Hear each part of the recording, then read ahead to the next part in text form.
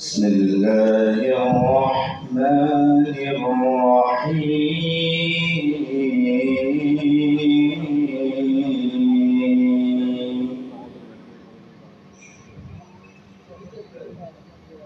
فسقى لهما ثم تولى إلى الظل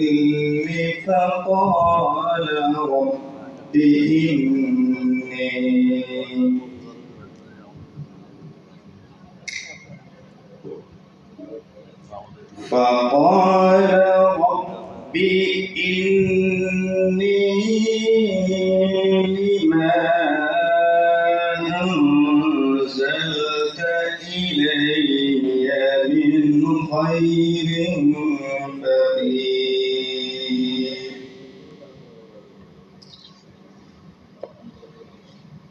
فجاءته إحداهما تمشي على استحياء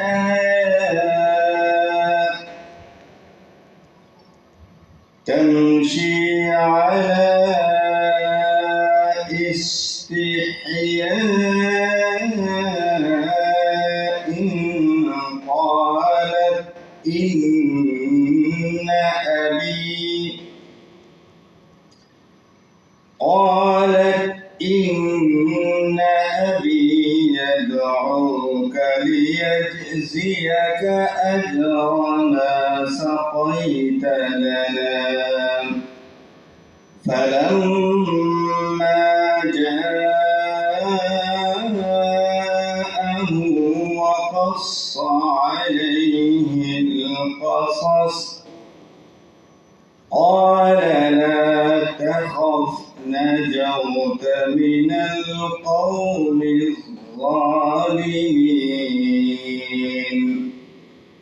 قالت إحداهما يا أبت استأجره إن خير من استأجرت القوي الأمين صدق الله العظيم পবিত্র আল কোরআন সূরা আল কাসাস আয়াত 24 থেকে 26। এই আয়াতগুলিতে মুসা আলাইহিস সালাম ফিরআউনের জুলুম থেকে নিষ্কৃতি লাভের উদ্দেশ্যে শুআয়ব আলাইহিস সালামের এলাকায় যখন তিনি গেলেন তখন তার সাথে যা হয়েছিল সে বিষয়ে আলোকপাত করা হয়েছে। ইরশাদ হচ্ছে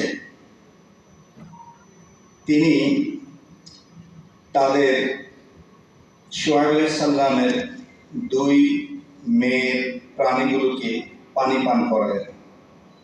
অতঃপর তিনি গাছের ছায়ার নিচে আশ্রয় গ্রহণ করে আল্লাহ পাকের কাছে বিনয় অবনতভাবে দোয়া করলেন, হে আমার রব, নিশ্চয়ই আপনি আমাকে যা দান করবেন সে বিষয়ে আমি আপনার কাছে এই মুহূর্তে মহতাজ রয়েছি। তার এই অনন্য দায়িত্ব পালনের কারণে শুআয়ব আলাইহিস সালামের মেয়েরা তার বাড়িতে গিয়ে বাবার কাছে তার দায়িত্ব পালনের কথা বললে শুআয়ব আলাইহিস সালাম তাদেরকে বললেন, এই যুবককে আমার কাছে ডেকে পাঠাও। মেয়েদের দুজনের মধ্যে একজন সবয়ে সলাজে যুবক মুসা আলাইহিস সালামকে বললেন যে আমার পিতা আপনাকে ডেকেছেন, আপনি আমাদের প্রাণীগুলিকে যে পানি পান করার ব্যাপারে সহযোগিতা করেছেন এর প্রতিদান দেওয়ার জন্য।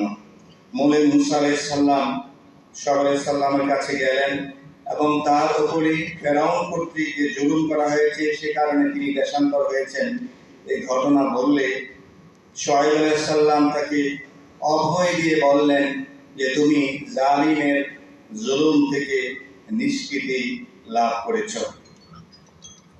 অতঃপর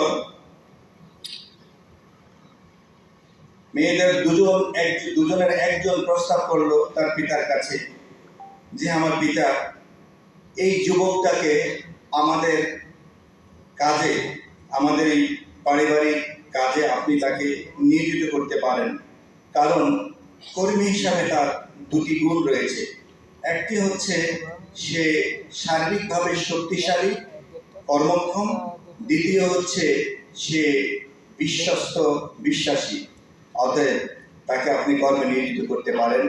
বারাকাল্লাহু লানা ওয়া লাকুম ফিল কুরআনিল আযীম ওয়া নাফা'আনি ওয়া ইয়্যাকুম লিমা ফীহি মিনাল আয়াতি ওয়াদ যিকরিল হাকীম।